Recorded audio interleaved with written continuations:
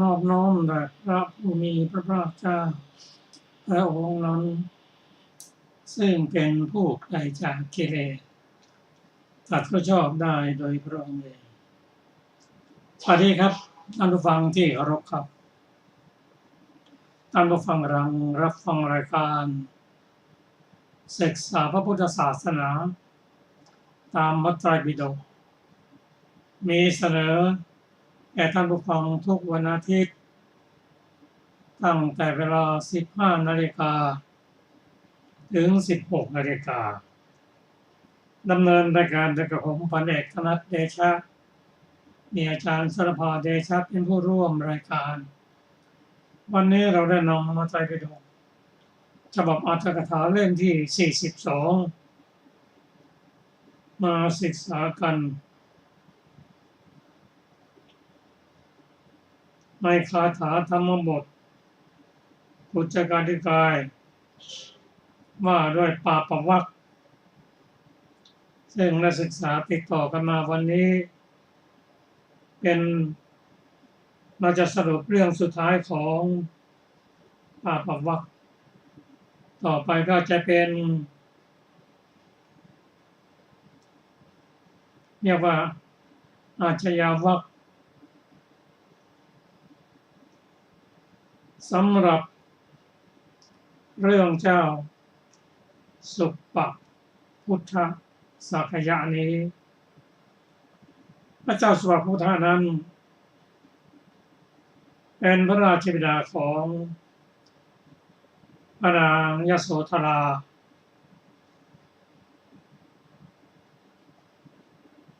และเจ้าชาย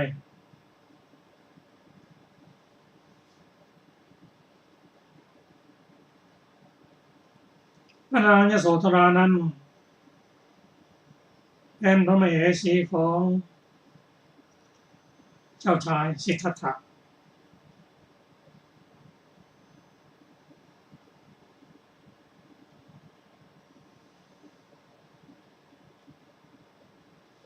พระเจ้าสุปปพุทธนั้น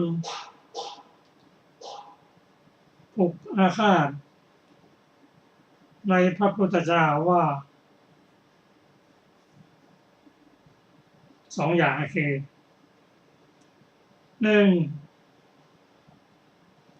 พระสมณโคดมนี้ทิ้งลูกสาวของเราแล้วออกบวช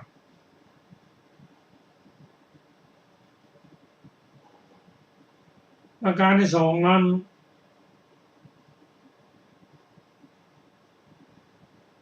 ให้ลูกชายของเราบวชแล้วตั้งอยู่ในฐานะแห่ง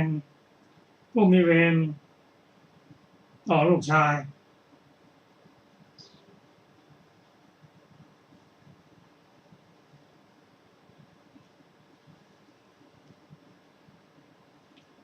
เรื่องดังกล่าวนี้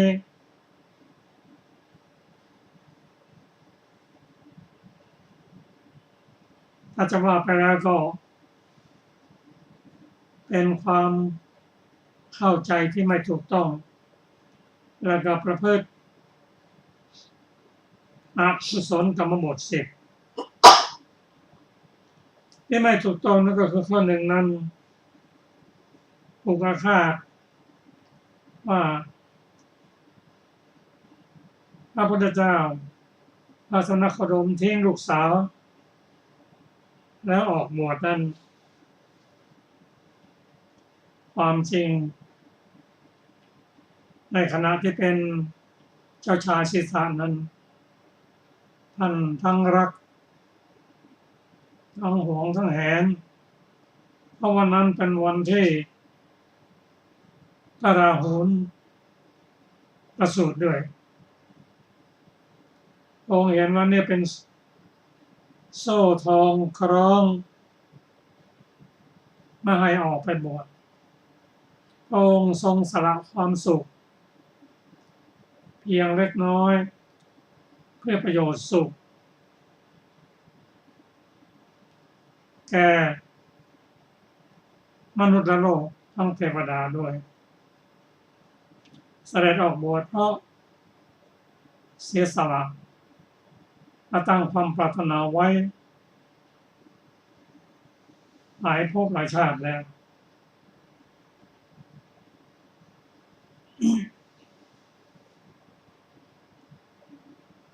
ประการที่สองนั้น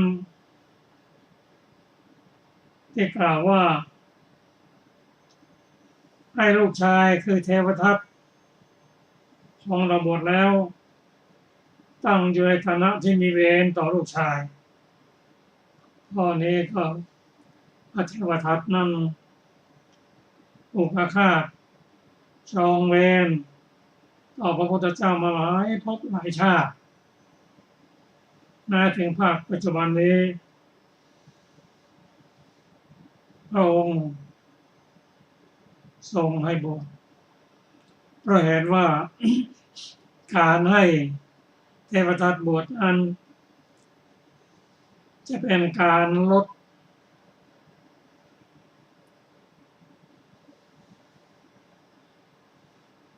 การกระทำที่เป็นบาปกรรมของเทวทัตเองจึงให้บวชแต่พระเจ้าสุภพุทธานั้นท่านเป็นปุถุชน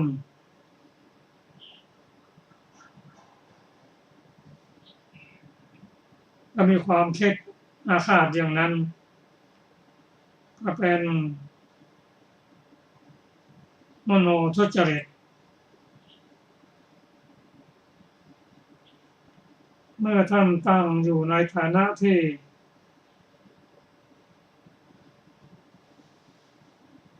จะกระทำทุจริตเสร็จนั้นท่านจึงปิดทางพระพุทธเจ้าไม่ให้เสด็จไปนอกจากนั้นปิดทางแล้วยังนั่งเสวยน้ำจันทร์อยู่ในระหว่างทางกลางถนนนั้นเมื่อพระพุทธเจ้าของเราพร้อมด้วยภิกษุสงฆ์ห้อมล้อมเสด็จไปเพื่อจะผ่านถนนนั้น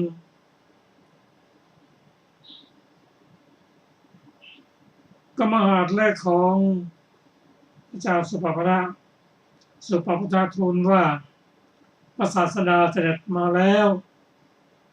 เอาเธอตรัสว่าพวกเจ้าล่วงหน้าไปก่อนจงบอกสมณะนั้นว่าพระสมณโคดมองค์นี้ไม่เป็นใหญ่กว่าเราจะไม่ให้ทางแก่พระสมณโคดมนั้นนี่ก็เป็นการกระทำที่เป็นกุศลอย่างใหญ่ ซึ่งเรื่องนี้พระองค์ตรัสว่า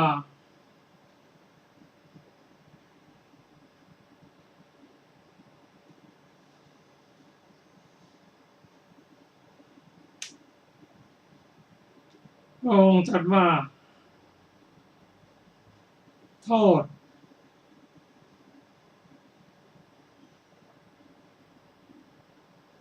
ในการปิดถนนนั้นเป็นโทษที่ยิ่งใหญ่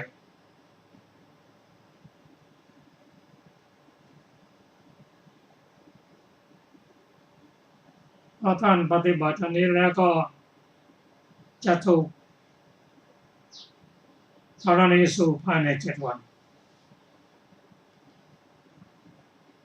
ซึ่งท่านสุภพุทธะท่านก็เชื่อว่าอย่างนั้น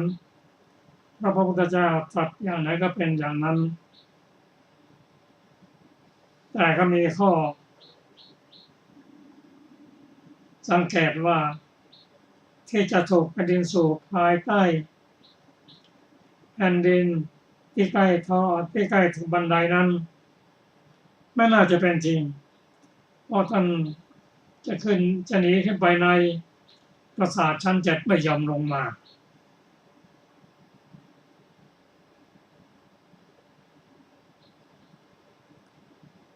ท่านก็ พยายามป้องกันตนเองอย่างแข็งแรง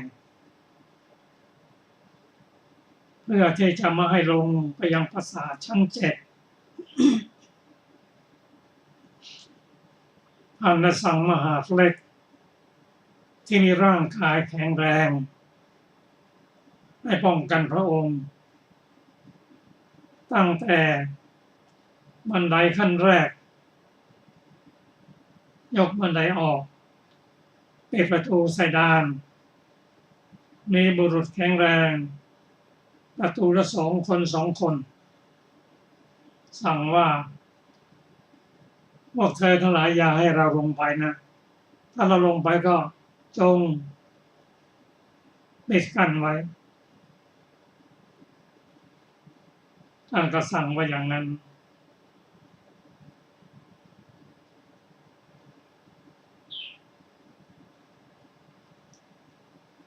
พอถึงวันที่7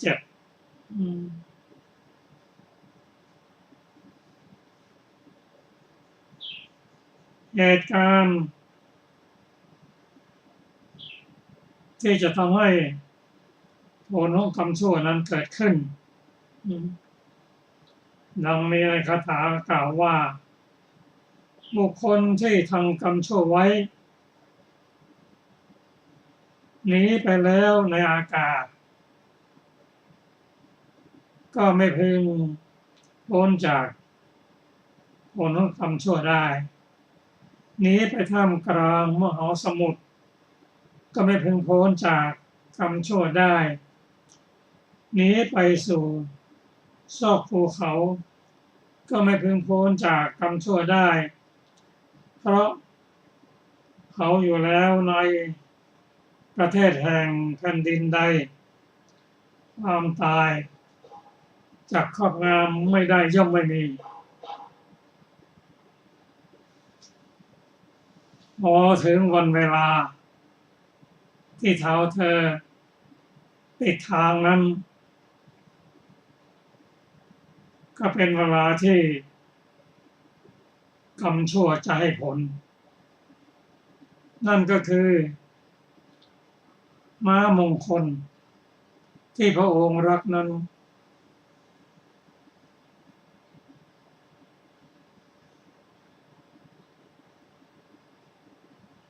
เกิด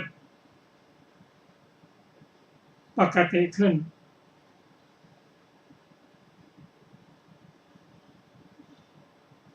นั่นคือม้ามงคลตัวนี้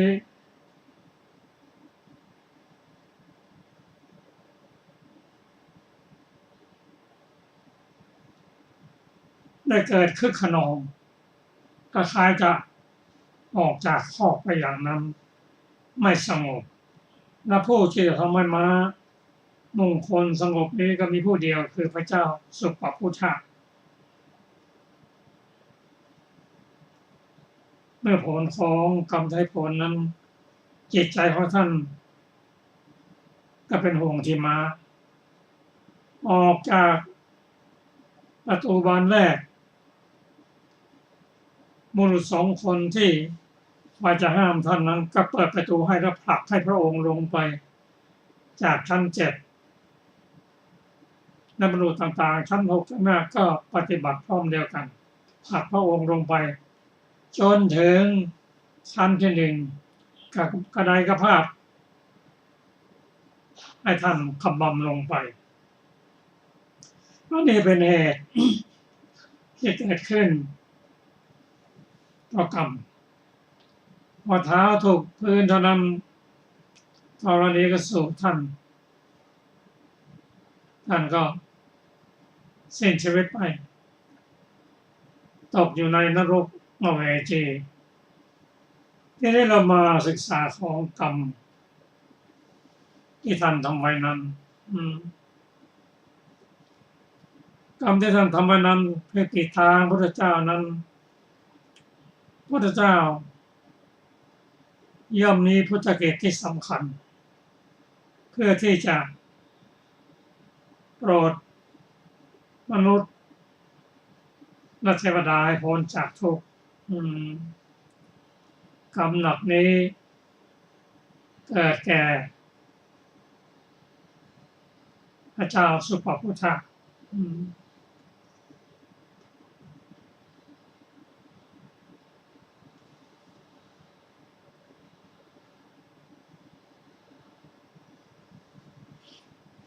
ตาม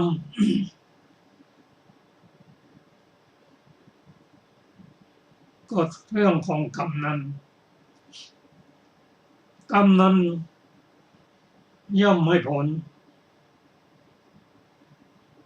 ทั้งปัจจุบันชาติหน้าและชาติต่อไป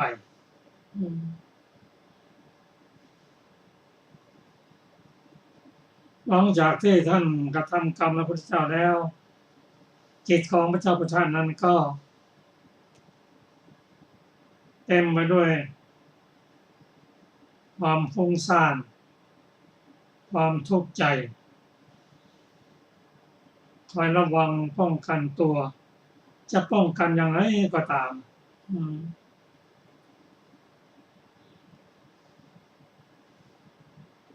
กรรมที่ให้ผลนั้นเป็นไปตามลำดับกรรมหนักย่อมให้ผลก่อน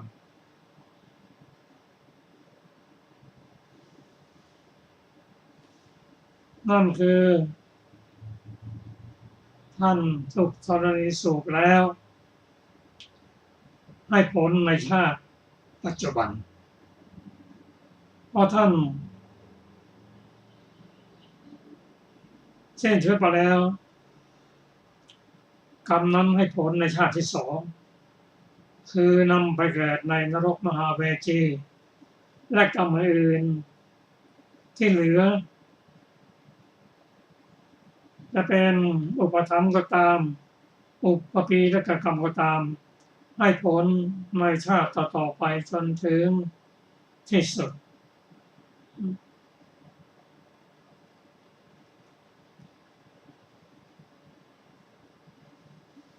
อาจารย์สุปพุทธานั้นเป็นถ้าเราเปรียบเทียบกับ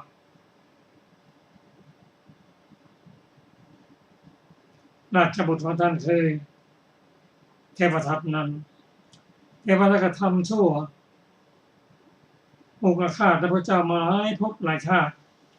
ในภาคปัจจุบันนี้ก็ทำกรรมหนักเรียกว่าครุกรรม2ประการนั่นคือพยายามเกล้งศิลา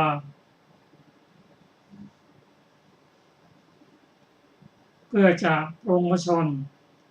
แต่ไม่มีใครที่จะปรงพระชนพระพุทธเจ้าได้ถ้ามีเพียงเศษหินเท่านั้นที่กระทบทำให้พระโลหิตห่อที่พระบาทก็ถือว่าเป็นอนันตยกรรมข้อที่หนึ่งที่ทำไว้ข้อที่สองคือยกสงให้แตกจากกันกรรมสองอย่างนี้เป็นกรรมหนักซึ่งไม่มีอะไรห้ามได้แต่อย่างไรก็ตามข้อแตกต่างก็คือถึงแม้พระเทพทัตจะทำกรรมหนักแต่สำนึกตัวได้เมื่อถูกธรณีสูบเหลือเพียงกระดงคางก็ระลึกชาติก็ระลึกถึงกรรมที่ทำไว้และขออภัยจากพระพุทธเจ้าได้ถวายกระดูกคางแก่พระพุทธเจ้าแล้วกล่าวว่าข้อที่จะตั้งผู้อาฆาตพระพุทธเจ้าแต่พระพุทธเจ้ามาถึงบัดนี้ไม่เคยถูกพระพุทธเจ้าทำร้ายเลยแต่สหธรรมิกของทาสนั้นทั้งที่ไม่เคยอาฆาตมาก่อนก็เอาเข่ากระทุ้งท่านจนเอาเลือดออกจากพระโอษฐ์ขอนอบน้อมแด่พระพุทธเจ้า ขออโหสิกรรมต่อพระพุทธเจ้าเพื่อความสำรวมระวังจะไม่ทำและต่อไปพระเจ้าตรัสว่าพระเทวทัตนั้นทำชั่วทำกรรมหนักแต่ยังสำนึกตัวได้ขออโหสิก็บุคคลใดทำความผิดแล้วสำนึกตัวว่าผิดก็ยังพอจะมีโอกาสเป็นบัณฑิตได้พระเทวทัตนั้นเมื่อพ้นจากนรกอเวจีแล้วก็จะได้เป็นพระปัจเจกพระพุทธเจ้าในอนาคตต่อจากนั้นก็เรื่องของกรรมนั้นเป็นเรื่องที่เรากระทำอยู่ทุกวันแต่ความจริงนั้นไม่ใช่เราทำหรอกเป็นตัวเจตนาเป็นสังขารปรุงแต่งและกระทำขึ้นการทำกรรมอย่างนี้ของ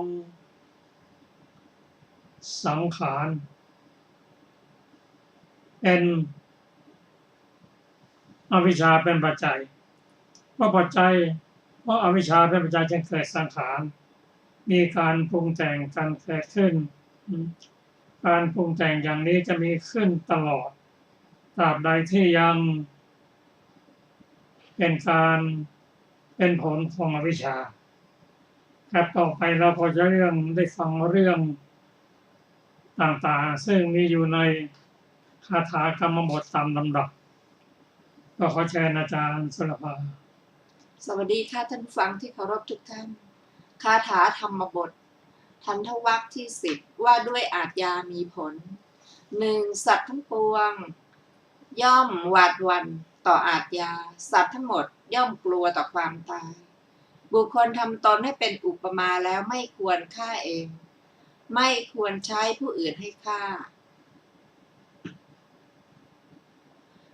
2. สัตว์ทั้งหมดย่อมหวาดหวั่นต่ออาทยาชีวิตย่อมเป็นที่รักของสัตว์ทั้งหมดบุคคลควรทำตนให้เป็นอุปมาแล้วไม่ควรฆ่าเองไม่ควรใช้ให้ฆ่า 3. สัตว์ผู้เกิดแล้วทั้งหลายเป็นผู้ใคร่สุขบุคคลใดแสวงหาสุขเพื่อตนแต่เบียดเบียนสัตว์อื่นด้วยท่อนไม้บุคคลนั้นจะไปแล้วย่อมไม่ได้สุขสัตว์ผู้เกิดแล้วทั้งหลายเป็นผู้ใคร่สุขบุคคลใดแสวงหาสุขเพื่อตน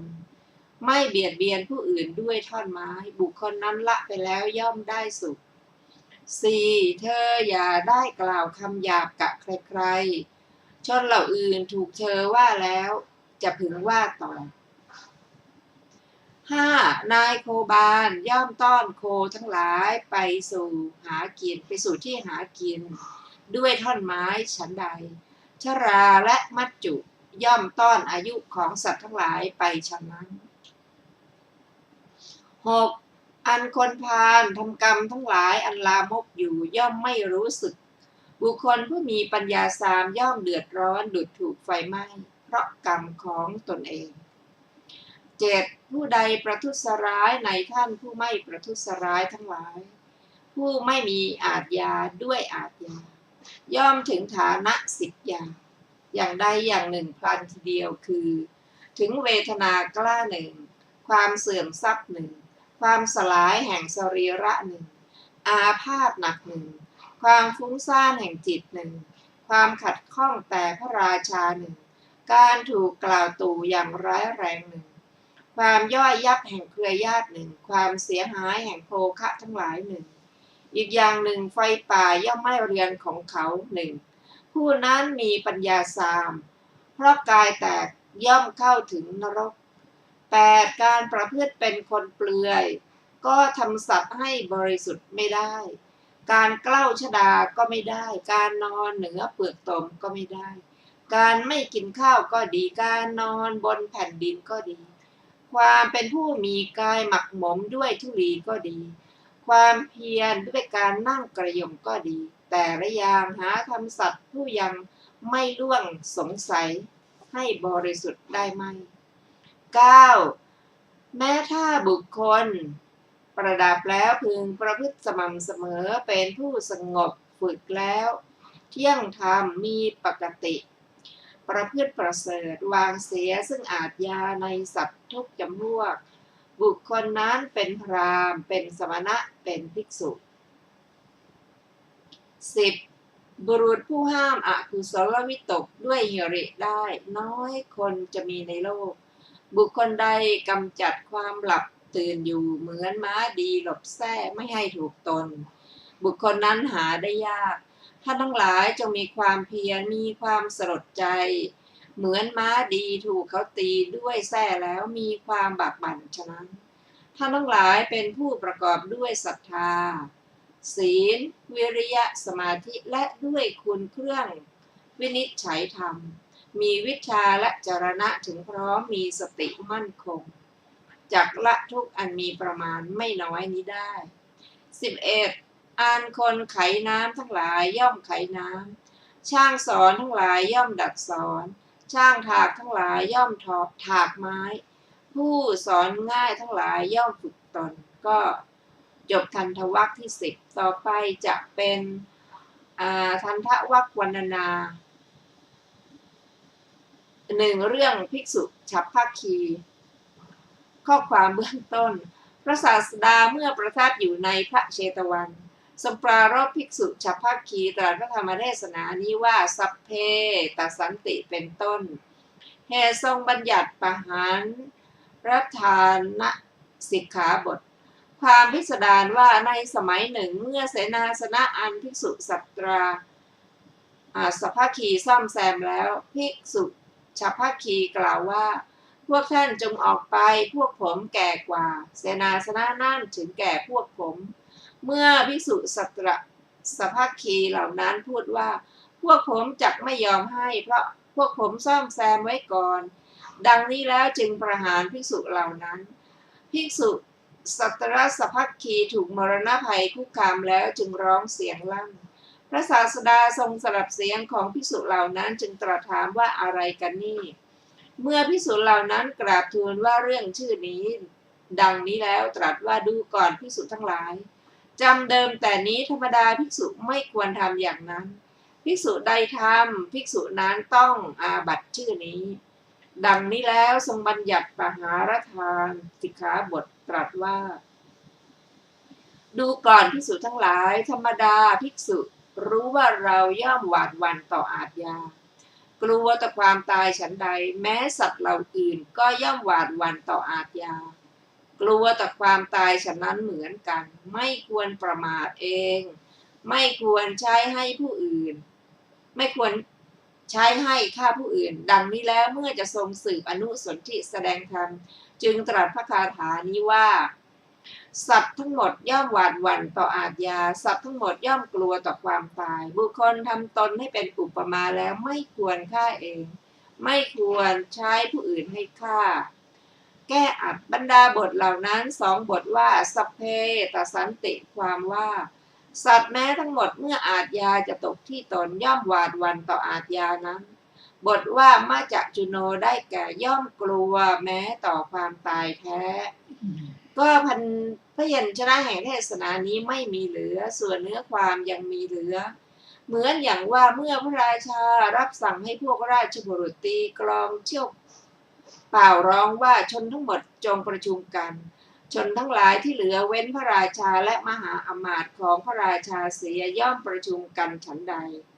แม้เมื่อพระศาสดาตรัสว่าสัตว์ทั้งหมดย่อมหวาดหวั่นดังนี้สัตว์ทั้งหลายที่เหลือเว้นสัตว์วิเศษ4จำพวกเหล่านั้นคือช้างอาชาไนม้าอาชาไนโค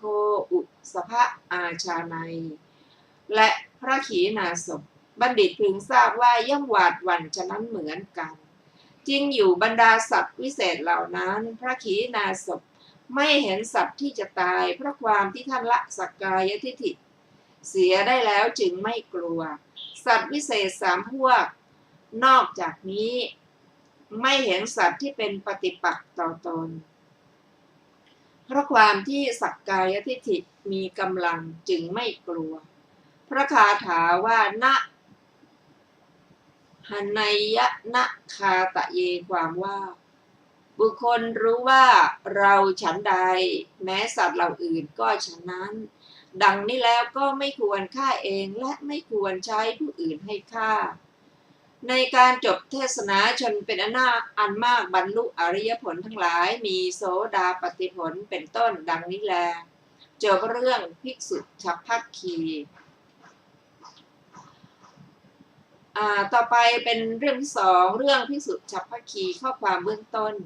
เมื่อพระศาสดาเมื่อประทับอยู่ในพระเชตวันทรงปรารภพวกภิกษุฉัพพคีตรัสพระธรรมเทศนานี้ว่าสัพเพสันติเป็นต้นเหตุให้ทรงบัญญัติตะละสัตติกะสิกขาบทความพิจารณาว่าในสมัยหนึ่งพวกภิกษุฉัพพคีเงื้อหอกคือฝ่ามือแก่พวกภิกษุสัตตระสัพพคีเหล่านั้นด้วยเหตุที่ตนประหารพวกสัตตระสัพพคีในสิกขาบทก่อนนั้นนั่นแลแม้ในเรื่องนี้พระศาสดาทรงสดับเสียงของภิกษุเหล่านั้นแล้วก็ตรัสถามว่านี่อะไรกันภิกษุเหล่านั้นกราบทูลว่าเรื่องชื่อนี้แล้วตรัสว่าดูก่อนภิกษุทั้งหลายจำเดิมแต่นี้ไปธรรมดาภิกษุไม่ควรทำอย่างนี้ภิกษุใดทำภิกษุนั้นย่อมต้องอาบัติชื่อนี้ดังนี้แล้วทรงบัญญัติตละสัตติกะสิกขาบทตรัสว่าดูก่อนภิกษุทั้งหลายธรรมดาภิกษุทราบว่า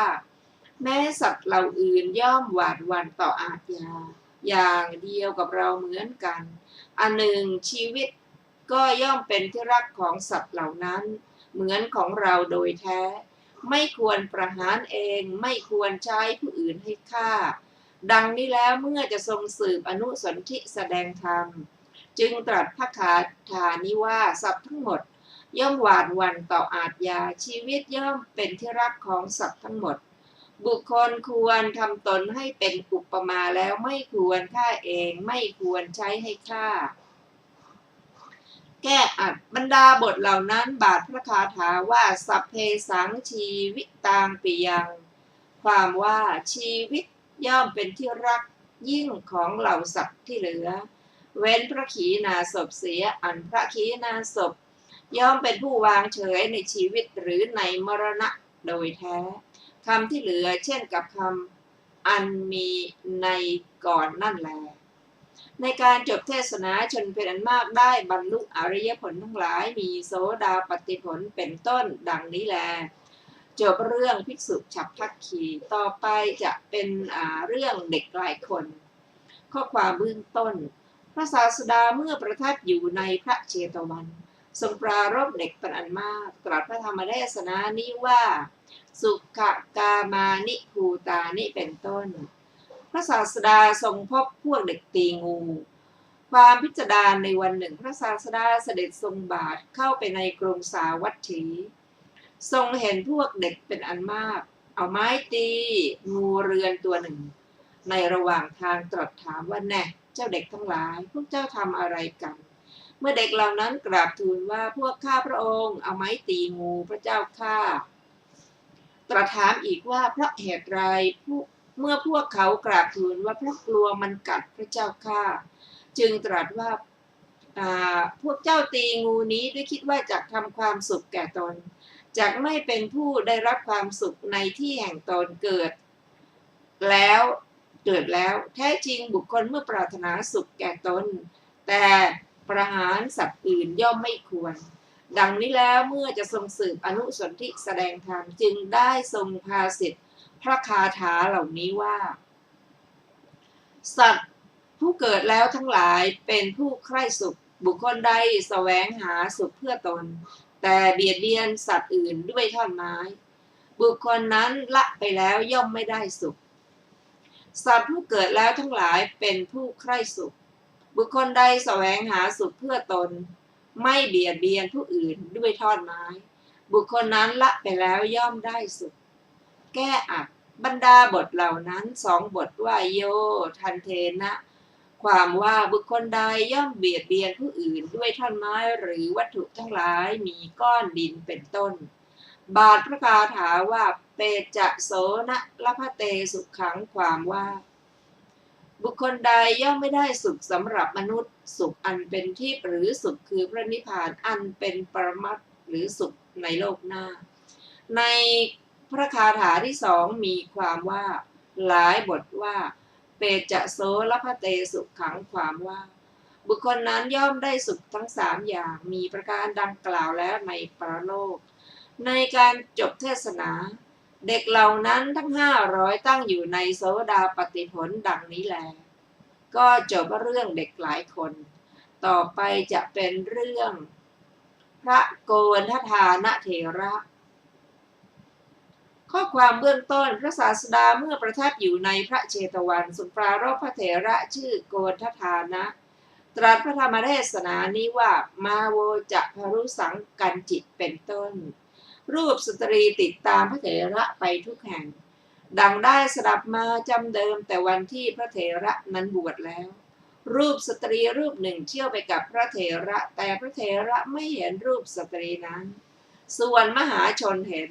เมื่อท่านแม้เที่ยวบิณฑบาตอยู่ภายในบ้านพวกมนุษย์ถวายภิกษาทัพพีหนึ่งแล้วพูดว่าท่านขอรับส่วนนี้จงเป็นของสำหรับท่านแต่ส่วนนี้สำหรับสตรีผู้สหายของท่านดังนี้แล้วก็ถวายภิกษาแม้ทัพพีที่สองบุรพกรรมของพระเถระถามว่าบุรพกรรมของท่านเป็นอย่างไรตอบว่าได้ยินว่าในการแห่งพระพุทธเจ้าทรงพระนามว่ากัสสปะภิกษุสองรูปเป็นสหายกันได้เป็นผู้กลมเกลียวกันอย่างยิ่งดุจคลอดจากคันมารดาเดียวกันก็ในการแห่งพระพุทธเจ้าผู้ทรงพระชนมายุยืนภิกษุทั้งหลายย่อมประชุมกันเพื่อประโยชน์แก่การทำอุโบสถทุกๆ1 ปีหรือทุกๆ6 เดือนครั้งหนึ่งเพราะฉะนั้นแม้ท่านทั้งสองรูปนี้ก็ออกไปจากที่อยู่ด้วยคิดว่าจะไปสู่โรงอุโบสถเทวดาแกล้งทำพระเถระให้แตกกันเทวดาผู้เกิดในชั้นดาวดึงส์ผู้หนึ่งเห็นท่านทั้งสองแล้วคิดว่าภิกษุเหล่านั้นช่างกลมเกลียวกันเหลือเกินเราอาจทำลายภิกษุเหล่านี้ได้หรือเนาะดังนี้แล้วได้มาในลำดับเวลาที่ตนคิดแล้วนั่นแลเพราะความที่ตนเป็นผู้เกเรในภิกษุสองรูปนั้นเมื่อรูปหนึ่งกล่าวว่าผู้มีอายุขอท่านจงรออยู่สักครู่หนึ่งผมมีความต้องการถ่ายอุจจาระจึงนิรมิตเพศเป็นหญิงมนุษย์คนหนึ่งในการที่พระเถระเข้าไปในระหว่างพุ่มไม้แล้วออกมาเอามือข้างหนึ่งกล้าวมวยผมข้างหนึ่งจับผ้านุ่งเดินตามออกมาหลังพระเถระนั้นท่านไม่เห็นหญิงนั้นแต่ภิกษุรูปที่ยืนอยู่ข้างหน้าซึ่งคอยท่านอยู่เหลียวมาแลดูเห็นหญิงนั้นทำอย่างนั้นเดินตามออกมารังเกียจกันด้วยศีลเพศเทวดานั้นรู้ภาวะของแห่งตนอันภิกษุนั้นเห็นแล้วก็อันตรธานไปภิกษุรูปนอกนี้ที่คอยอยู่กับพูดกับภิกษุนั้นในเวลาที่มาสู่ที่ใกล้ตนว่าผู้มีอายุศีลของท่านทำลายเสียแล้วภิกษุนั้นกล่าวว่าผู้มีอายุกรรมเห็นปานนั้นของผมไม่มีภิกษุนอกนี้กล่าวว่าเดี๋ยวนี้เองหญิงรุ่นสาวเดินตามออกมาข้างหลังท่านทำกรรมชื่อนี้ผมเห็นท่านยังพูดปฏิเสธได้ว่ากรรมเห็นปานนี้ของผมไม่มีภิกษุนั้นปานประหนึ่งถูกสายฟ้าฟาดลงที่กระหม่อมกล่าววิงวอนว่าผู้มีอายุขอท่านจงอย่าให้ผมฉิบหายเลยกรรมเห็นปานนั้นของผมไม่มีจริงๆภิกษุนอกนี้ก็พูดว่าผมเห็นด้วยในตาทั้งสองเองจักเชื่อท่านได้อย่างไรดังนี้แล้วก็แตกกันดุจท่อนไม้แล้วหลีกไปแม้ในโรงอุโบสถก็นั่งด้วยตั้งใจว่าเราจะไม่ทำอุโบสถร่วมกับภิกษุนี้ภิกษุนอกนี้คือผู้ถูกหาแจ้งแก่ภิกษุทั้งหลายว่าท่านขอรับจุดดำแม้เท่าเมล็ดงาย่อมไม่มีในศีลของผม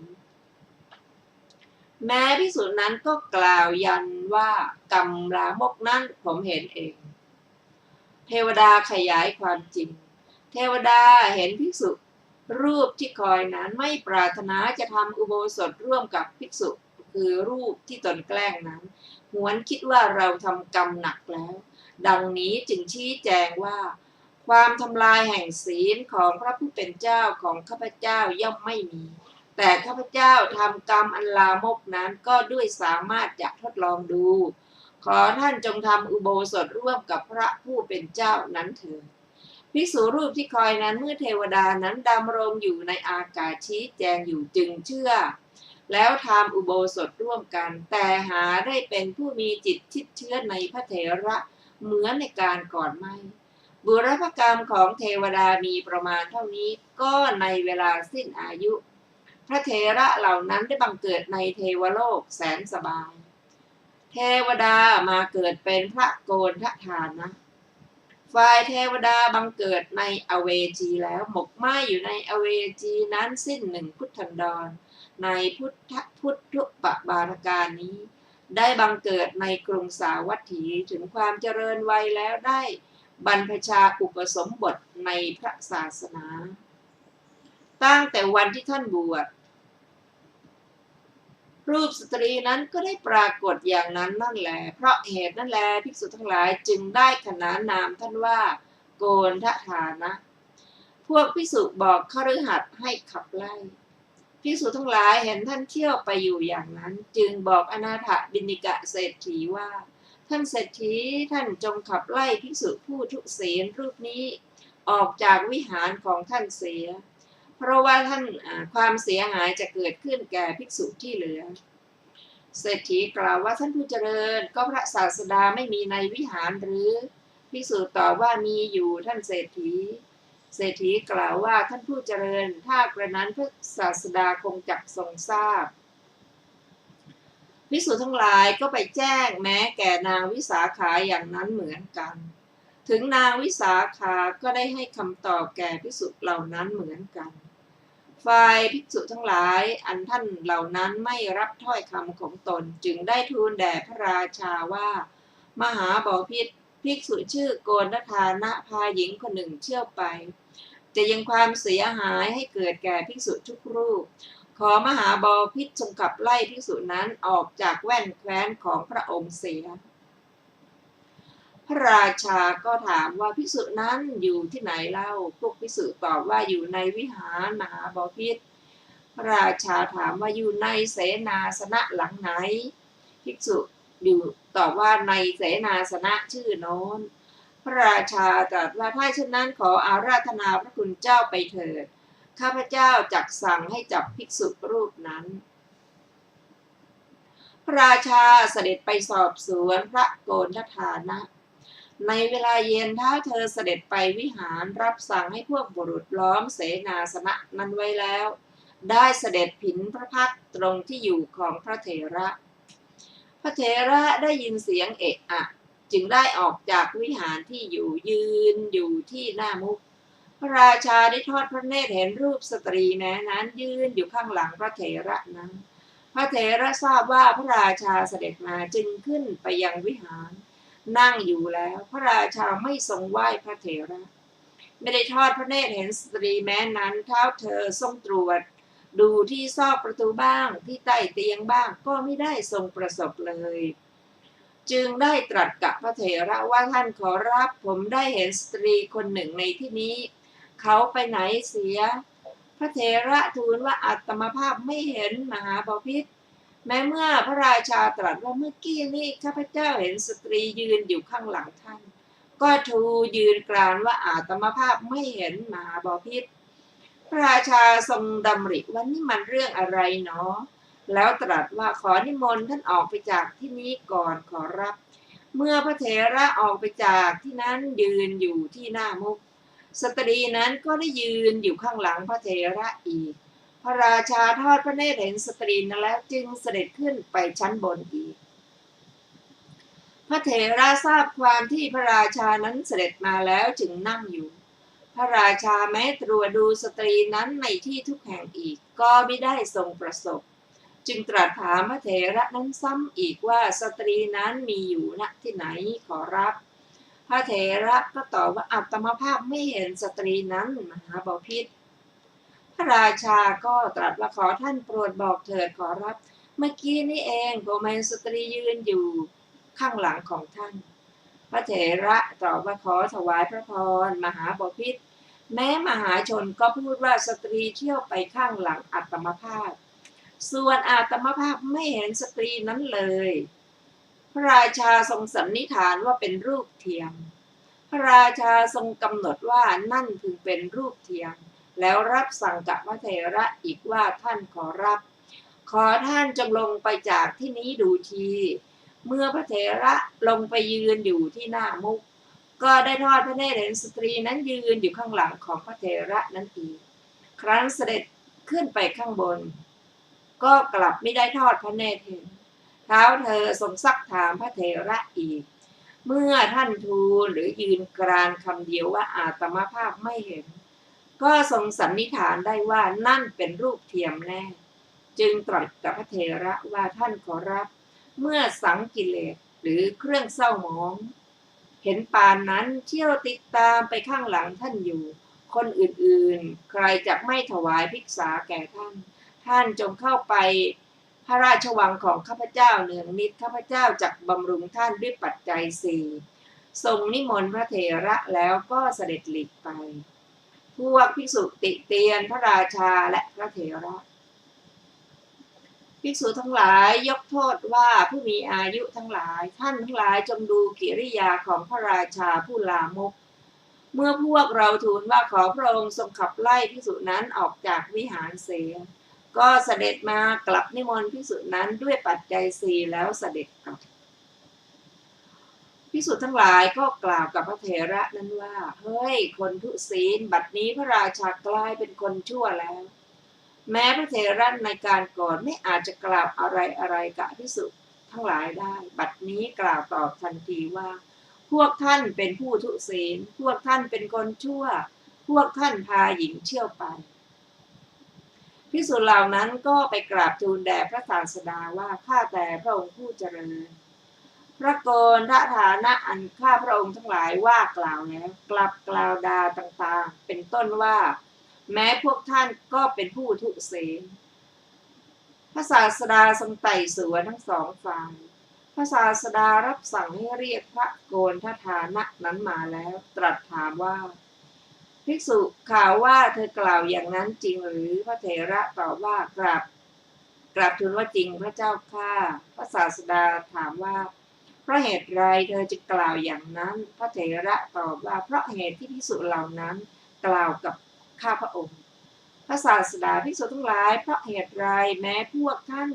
จึงกล่าวกับภิกษุนี้อย่างนั้นพวกภิกษุก็ตอบว่าข้าแต่พระองค์ผู้เจริญพวกข้าพระองค์เห็นหญิงเที่ยวไปข้างหลังภิกษุนี้จึงกล่าวอย่างนั้นพระศาสดาตรัสว่า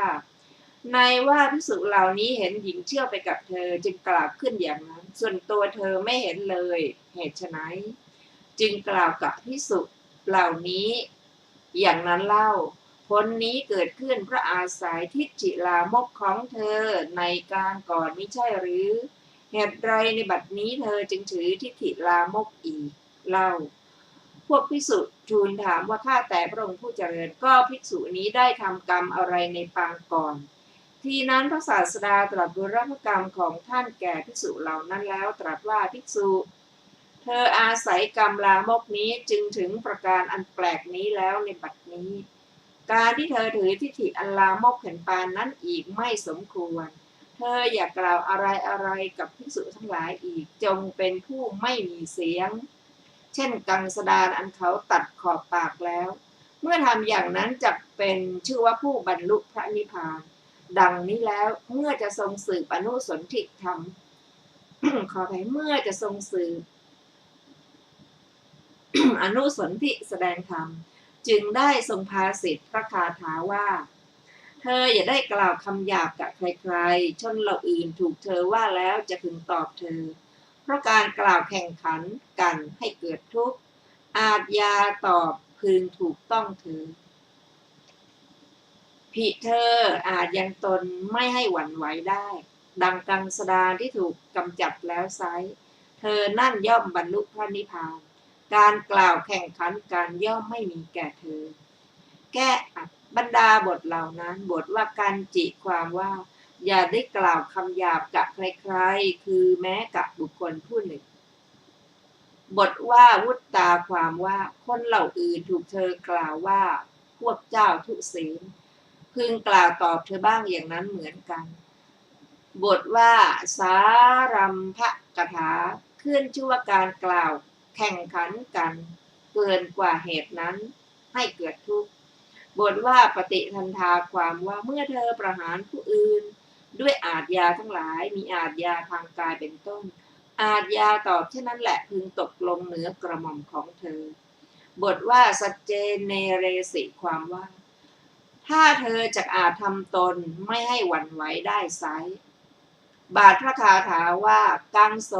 อุปหาโตยะถาความว่าเหมือนกังสดานที่เขาตัดขอบปากทำให้เหลือแต่พื้นวางไว้ยิ่งอยู่กังสดานฉะนั้นแม้บุคคลตีแล้วด้วยมือเท้าหรือด้วยท่อนไม้ก็ย่อมไม่ดังสองบทว่าเอสะปโตสิความว่าเธออาจถ้าเธอจักอาจเป็นผู้เห็นปานนั้นได้ไซเธอนั่นบำเพ็ญปฏิปทานี้อยู่เป็นผู้ไม่ประมาทแล้วในบัดนี้ชื่อว่าบรรลุพระนิพพานบาทพระคาถาว่าสารัมโพเตนะวิชติความว่าก็เมื่อเป็นอย่างนั้นแม้ความแข่งขันกันมีอันกล่าวทำให้ยิ่งกว่าการเป็นลักษณะเป็นต้นอย่างนั้นเจ้าเป็นผู้ทุศีลว่าพวกเจ้าเป็นผู้ทุศีลดังนี้ย่อมไม่มีคือจักไม่มีแก่เธอเลยในการจบเทศนาชนเป็นอันมากบรรลุอรหัตผลทั้งหลายมีโสดาปัตติผลเป็นต้นแล้วแม้พระโกณฑทานเถระตั้งอยู่ในพระโอวาทที่พระศาสดาประทานแล้วก็ได้บรรลุพระอรหัตผลต่อการไม่นานนักท่านได้เหาะขึ้นไปในอากาศจับสลากเป็นครั้งแรกดังนี้แลก็จบเรื่องพระโกณฑทานเถระท่านผู้ฟังที่เคารพค่ะวันนี้รายการศึกษาพระพุทธศาสนาตามพระไตรปิฎกก็ได้หมดเวลาลงแล้วขอขอบพระคุณทุกท่านที่ได้ร่วมศึกษาด้วยกันเราจะมาพบกันใหม่ในวันอาทิตย์หน้าเวลาเดียวกันนี้ขอมีความสุขสวัสดีเจริญในธรรมยิ่งๆวันนี้สวัสดีค่ะ